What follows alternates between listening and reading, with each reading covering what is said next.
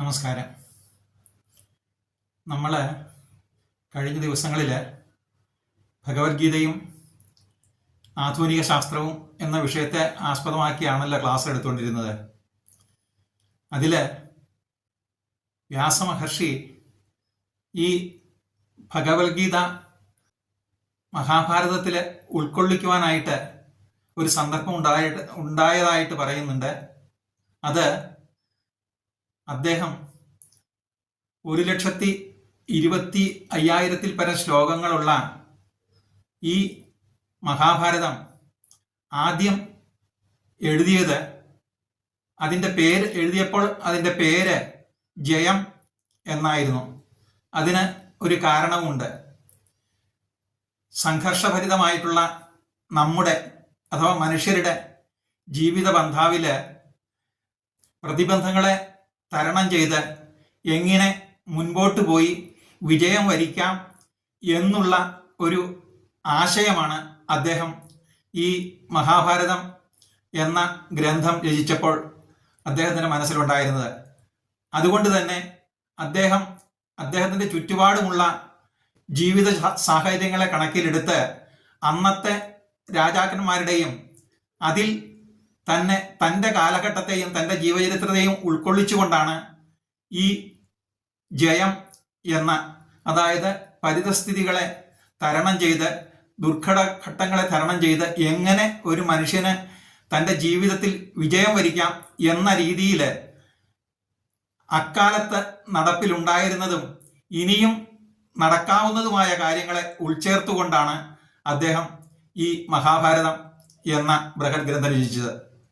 അത് ജയം എന്ന പേരിൽ കൊടുത്തുകൊണ്ട് ഇത്ര വലിയൊരു ഗ്രന്ഥം മഹർഷിമാരുടെ മുൻപിൽ സമർപ്പിച്ചപ്പോൾ അവര് ഒരു അഭിപ്രായം പറഞ്ഞു. കാരണം നിങ്ങൾ ഇത് ജനങ്ങളെ അഥവാ സാധാരണ ജനങ്ങളെ ഉദ്ദേശിച്ചാണ് ഇത് എഴുതിയത് എങ്കിൽ ഇതില് എല്ലാ ആശയങ്ങളും ചരിത്രങ്ങളും എല്ലാം ഉണ്ട് എന്നുണ്ടെങ്കിലും ഇത് മുഴുവൻ വായിച്ച് ഉൾക്കൊള്ളുവാൻ തക്കവണ്ണമുള്ള ഒരു സമയമോ സന്ദർഭമോ അറിവോ സാധാരണ ജനങ്ങൾക്ക് ഉണ്ടാകുകയില്ല.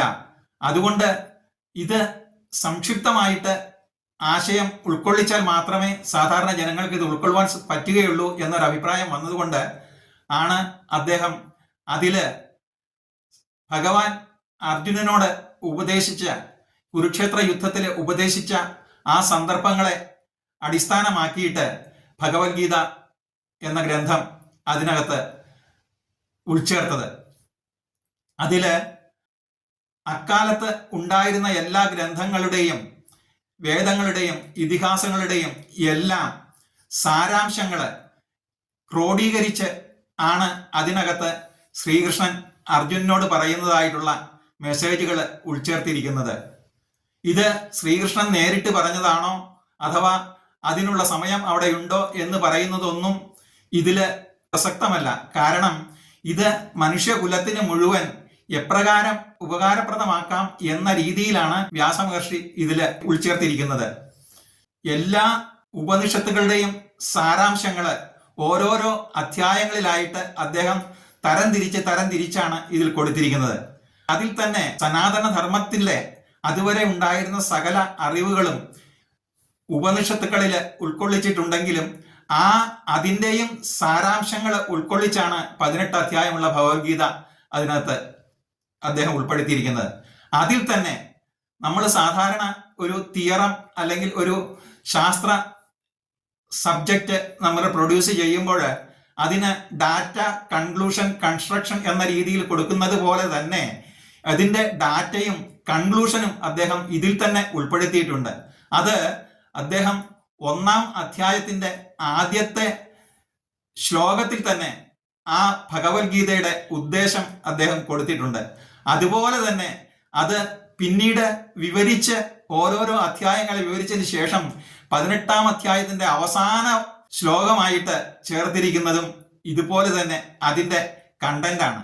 ഇത് രണ്ടും കൂടി 1-ാം അധ്യായത്തിലെ 1-ാമത്തെ ശ്ലോകവും 18-ാം അധ്യായത്തിലെ അവസാനത്തെ ശ്ലോകവും മാത്രം നമ്മൾ എടുത്തു നോക്കിയാലും ഒരു മനുഷ്യകുലത്തിന് എപ്രകാരമാണ് നല്ലൊരു ജീവിതം കെട്ടിപ്പടുക്കാൻ സാധിക്കുന്നത് എന്ന് അതിൽ നിന്ന് സാധാരണ നമ്മൾ അത് ഒന്ന് മനസ്സിലാക്കിയാൽ അറിയുന്നതാണ്.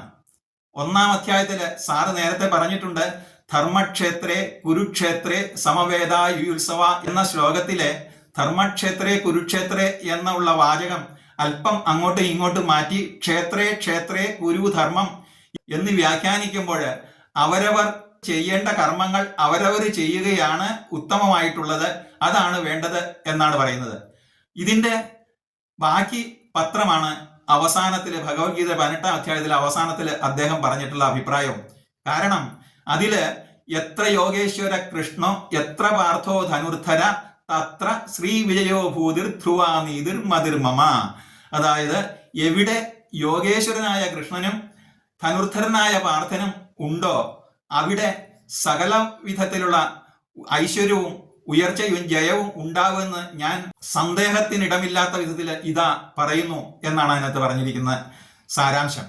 അപ്പോൾ ഈ ഗ്രന്ഥത്തിൽ കൊടുത്തിരിക്കുന്ന ആശയങ്ങളുടെ എല്ലാം നമ്മൾ വ്യംഗ്യാർത്ഥത്തിൽ നോക്കിക്കഴിഞ്ഞാൽ ഈ ധനുർധരനായിട്ടുള്ള പാർത്ഥൻ എന്ന് പറയുന്നത് എന്തിനും തയ്യാറായിട്ട് തൻ്റെ കർമ്മങ്ങള് വേണ്ട വിധത്തിൽ ചെയ്യേണ്ട സമയത്ത് ചെയ്യാനായി തയ്യാറെടുത്ത് ഇരിക്കുന്ന ഒരു മനുഷ്യനെയാണ്, അല്ലെങ്കിൽ മനുഷ്യാത്മാവിനെയാണ് അതിനെ പ്രതിനിധീകരിക്കുന്നത്.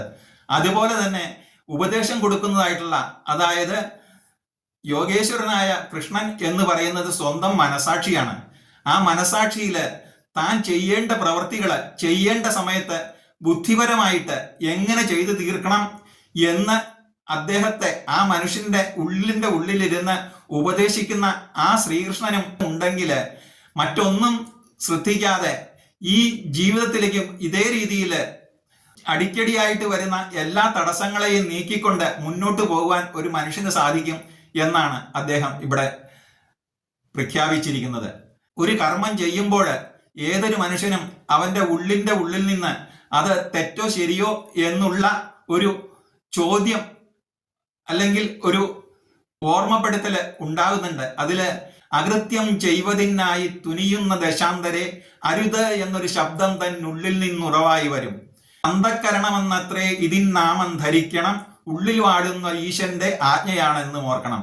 ഏതൊരു പ്രവൃത്തിയും നമ്മൾ ചെയ്യുമ്പോൾ അതിന്റെ തെറ്റ് ശരികൾ മനസ്സിലാക്കി ചെയ്യുമ്പോൾ, അഥവാ ഇതൊന്നും അറിയാതെ ചെയ്യുമ്പോഴും നമ്മുടെ മനസ്സിൽ നിന്ന് ഇത് തെറ്റാണ് അല്ലെങ്കിൽ ഇത് ശരിയാണ് എന്ന ഒരു ചിന്ത നമുക്ക് ഉരുത്തിരിയുന്നതാണ്. അതാണ് യഥാർത്ഥത്തില് സ്വന്തം മനസാക്ഷി എന്ന് പറയുന്നത്. ആ മനസാക്ഷിക്ക് വിരുദ്ധമായിട്ട് പ്രവർത്തിക്കുമ്പോഴാണ് നമുക്ക് നാശം വരുന്നത്. പലരും പറയാറുണ്ടല്ലോ, ഞാൻ എൻ്റെ മനസാക്ഷിക്ക് വിരുദ്ധമായിട്ട് ഒന്നും ചെയ്യാറില്ല എന്ന്. ഇത് തന്നെയാണ് അർജുനനായിട്ട് പ്രകീർത്തിക്കുന്നത്. ഈ അർജുനൻ ചെയ്യുന്നത് മുഴുവൻ സ്വന്തം മനസാക്ഷിക്ക് എങ്ങനെ ചെയ്യണം, എന്ത് ചെയ്യരുത്, എങ്ങനെ എപ്പോൾ ചെയ്യണം എന്ന രീതിയിൽ മുന്നോട്ട് പോകുമ്പോഴാണ് നമുക്ക് ജീവിതത്തിൽ സാഫല്യം സിദ്ധിക്കുന്നതും വിജയം സിദ്ധിക്കുന്നതും. ഇത് അർത്ഥശങ്കയ്ക്ക് ഇടയില്ലാത്ത വിധത്തിലാണ് വ്യാസമഹർഷി ഭഗവത്ഗീതയിലൂടെ നമുക്ക് പറഞ്ഞു തന്നിട്ട്, ശ്രീകൃഷ്ണന്റെ ഈ സന്ദേശങ്ങൾ പറഞ്ഞു തന്നിട്ട് അദ്ദേഹം അതിനെ പരിസമാപ്തിയിലേക്ക് എത്തിച്ചിരിക്കുന്നത്. യോഗേശ്വരനായ കൃഷ്ണനും ധനുർധരനായ പാർത്ഥനും എവിടെയുണ്ടോ അവിടെയെല്ലാം ഐശ്വര്യവും വിജയവും ഉണ്ടാകും എന്ന് അസന്ദിഗ്ധമായിട്ട് അദ്ദേഹം പറഞ്ഞിരിക്കുന്നതിന്റെ ഉദ്ദേശവും ഇതുതന്നെയാണ്. എത്ര കൊല്ലം കഴിഞ്ഞാലും എത്ര സംവത്സരങ്ങൾ കഴിഞ്ഞാലും ഈ വാക്കുകൾ, ഭഗവാന്റെ വാക്കുകൾ, നമുക്ക് ഇത് ഒരിക്കലും കാലഹരണപ്പെടുകയില്ല. അതേ രീതിയിൽ ഏത് മനുഷ്യൻ, ലോകത്തുള്ള ഏത് മനുഷ്യൻ, ജാതി മത ഇസങ്ങൾക്ക് വ്യത്യാസമില്ലാതെ നമ്മൾ പ്രവർത്തിച്ചു കഴിഞ്ഞാൽ വിജയം സുനിശ്ചിതമാണ് എന്ന് ഭഗവത്ഗീതയിലൂടെ വ്യാസമഹർഷി ശ്രീകൃഷ്ണന്റെ ആ സന്ദേശങ്ങൾ നമുക്ക് പകർന്നു തരികയാണ്. ഇതാണ് ഭഗവത്ഗീതയുടെ ഏറ്റവും കാതലായിട്ടുള്ള അർത്ഥങ്ങളും ഗൂഢാർത്ഥവും എല്ലാം എന്ന് നമ്മൾ മനസ്സിലാക്കി മുന്നോട്ട് പോയി കഴിഞ്ഞാൽ എല്ലാ തടസ്സങ്ങളും നീക്കി ഒരു മനുഷ്യന് മുന്നോട്ട് പോകാൻ നമുക്ക് സാഹചര്യം ഉണ്ടാകുന്ന വിധത്തിലാണ് മഹാഭാരതത്തിന്റെ ഇടയിലേക്ക് അദ്ദേഹം വ്യാസമഹർഷി ഈ ഭഗവത്ഗീതയെ ഉൾച്ചേർത്തിരിക്കുന്നത്. നമസ്കാരം.